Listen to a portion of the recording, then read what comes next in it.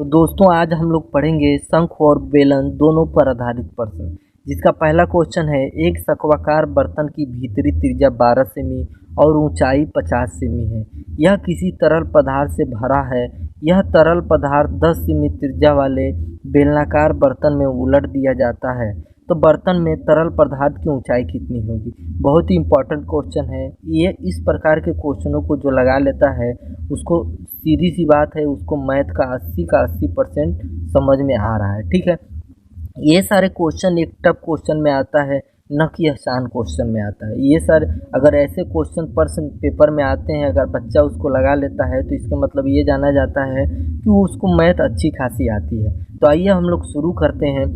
एक शंक्वाकार बर्तन है जिसकी त्रिज्या है 12 सेमी और ऊंचाई है क्या है 50 सेमी है।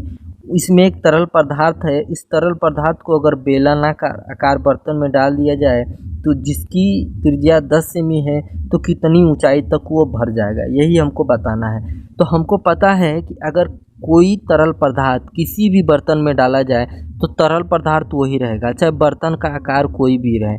चाहे कटोरे में भरा पानी अगर गिलास में डाल दिया जाए तो इसके मतलब ये नहीं है कि उसमें पानी में कमी या ज़्यादा हो जाएगा, पानी वही रहेगा, आकार बस चेंज हो जाएगा। ठीक है, तो आइए आकार चेंज हो जाएगा। अगर इस प्रकार के क्वेश्चन आते हैं तो इसके मतलब दोनों का आयतन बराबर होगा। जब या तो गला कर या तो उसमें कोई तरल पदार्थ है किसी दूसरे बर्तन में डाला जाता है तो इसके मतलब आयतन का मतलब रहता है, और आयतन का मतलब क्या, दोनों का आयतन बराबर रहेगा। तो आइए अब हम लोग हल करते हैं। तो शंकु का आयतन कितना होता है 1/3 पाई आर स्क्वायर एच। अब बेलन का आयतन कितना होता है पाई आर स्क्वायर एच होता है। ठीक है, अब इसमें मान रखेंगे 1/3, पाई का मान पाई है, आर का मान क्या दिया है 12 दिया है, तो 12 को हम लोग 2 बार लिखेंगे क्योंकि स्क्वायर है आर पर, और एच बराबर दिया है 50 तो हम लोग 50 रख देंगे। ठीक है, पाई को पाई रखेंगे। अब इसमें आर बराबर क्या दिया है 10 दिया है, तो 10 को हम लोग 2 बार लिखेंगे क्योंकि स्क्वायर है। एच बराबर हमको पता नहीं है जो कि हमको निकालना है। ठीक है, अब यहाँ पे बराबर का निशान क्यों लगाए हैं, क्योंकि इसमें का पानी उसमें जाएगा तो पानी वही रहेगा, तरल पदार्थ वही रहेगा, मतलब दोनों में तरल पदार्थ बराबर ही रहेंगे, इसलिए हम लोग बराबर का निशान लगाए हैं। ठीक है, हल करते हैं। पाई से पाई कट गया, 3 एकम 3, 3 चौक 12 हो गया, 1 जीरो से 1 जीरो कटा, 5 एकम 5, 5 दूना 10, 2 एकम 2, 2 दूना 4, अब 12 दूना क्या हो जाएगा 24 हो जाएगा, और इधर यच हो गया तो यच बराबर 24 निकला, मतलब 24 सेमी जो है इस बेलनाकार में तरल पदार्थ भर जाएगा, जो कि हमारा आंसर हो गया। आइए दूसरा या नेक्स्ट क्वेश्चन देखते हैं। एक बेलन और एक शंकु के आयतनों में 3:2 का अनुपात है। यदि उनके त्रिज्याओं में 3:4 का अनुपात हो तो उनकी ऊंचाइयों में अनुपात ज्ञात कीजिए। ठीक है, कह रहे एक बेलन है और एक शंकु है। बेलन और शंकु के आयतनों में 3:2 का अनुपात है और उनकी त्रिज्याओं में 3:4 का अनुपात है, और उनकी ऊंचाइयों का अनुपात हम लोग निकालना है। तो आइए हम लोग निकालते हैं। अभी यहाँ हम लोग क्या करेंगे, बेलन का यहाँ पे रखते हैं हम लोग बेलन का आयतन और नीचे रखते हैं शंकु का आयतन। ठीक है, और यहाँ पे बेलन और शंकु का आयतन क्या है, बेलन का आयतन है 3 और शंकु का आयतन कितना है 2, तो 2 रख दिए। अब इसमें बेलन का फार्मूला क्या होता है पाई आर स्क्वायर एच, और शंकु का फार्मूला क्या होता है 1/3 पाई आर स्क्वायर एच, और यहाँ पे क्या है 3/2 है। तो देखिए यहाँ पाई से पाई कट गया। अब यहाँ आर का मान क्या है, जो बेलन का त्रिज्या है 3 है, तो आर की जगह हम लोग क्या रखेंगे 3 रखेंगे, और 3 पे स्क्वायर है 3 पे स्क्वायर रख दिए, और इसको हम मानते हैं h1। ठीक है, h1 इसलिए मानते हैं क्योंकि 2 h है तो इसको h1 मान लेते हैं, इसको h2 मान लेते हैं। अब इसके आर का मान क्या है तो 4 है, तो 4 रख दिए, 4 पर होल स्क्वायर, और नीचे क्या था यहाँ पे 3 था तो हम लोग 3 लगा दिए। ठीक है, और इसको मान लेते हैं h2, और इधर क्या दिया है 3/2 दिया है। ठीक है, अब इसको हम लोग हल करते हैं।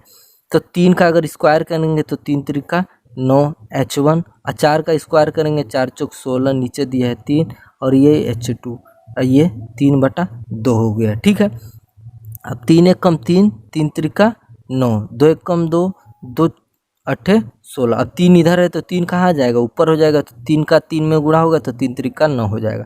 अब h1 को यहीं पे h2 को यहीं पे छोड़ देते हैं।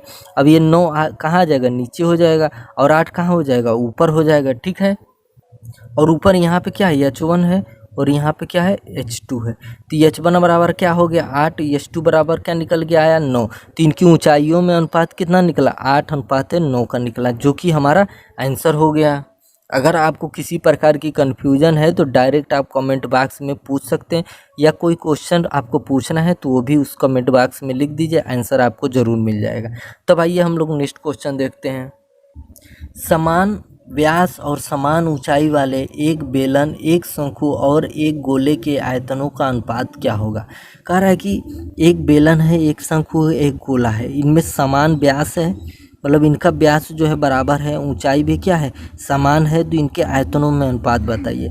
अगर हम मान लेते हैं इनकी त्रिज्या क्या है r है, और इसकी भी त्रिज्या क्या है r है, और इसकी भी त्रिज्या क्या है r है।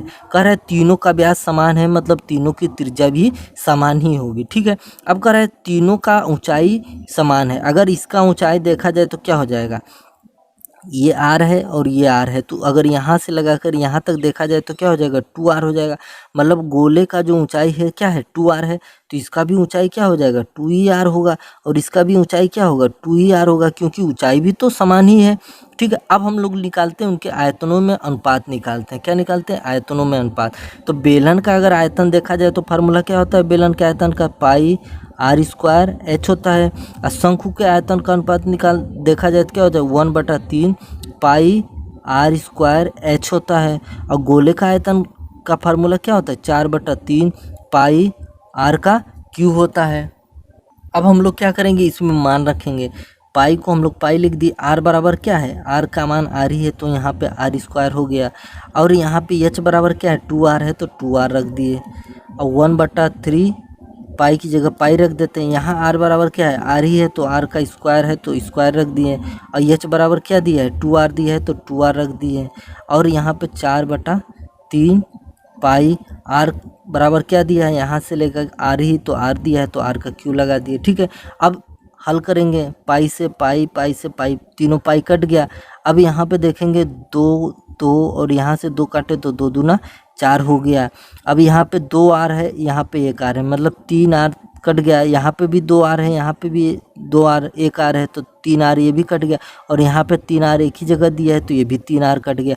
अब बचा क्या है, यहाँ पे 1 बचा, और यहाँ बचा 1/3, यहाँ पे बचा 2/3। अब 3 नीचे है, दोनों के नीचे है, तो यहाँ पे 3 आके गुणा हो जाएगा, तो 3 एकम 3, और यहाँ पे 1 और यहाँ पे 2 बचा है। ठीक है, तो इनके आयतनों का अनुपात कितना निकला 3:1:2। अगर यहाँ पे समझ नहीं आया है कि 3 यहाँ पे कैसे आया है, तो इसको ऐसे देख लीजिए, तीनों में हम लोग 3 से गुणा करते हैं, तो ये 3 से कट गया, ये भी 3 से कट गया, यहाँ 3 एकम 3 हो गया, और यहाँ 1 है तो 1 हो गया, यहाँ पे 2 है तो 2 हो गया। तो इनके आयतनों का अनुपात निकला 3:1:2, जो कि हमारा आंसर हो गया।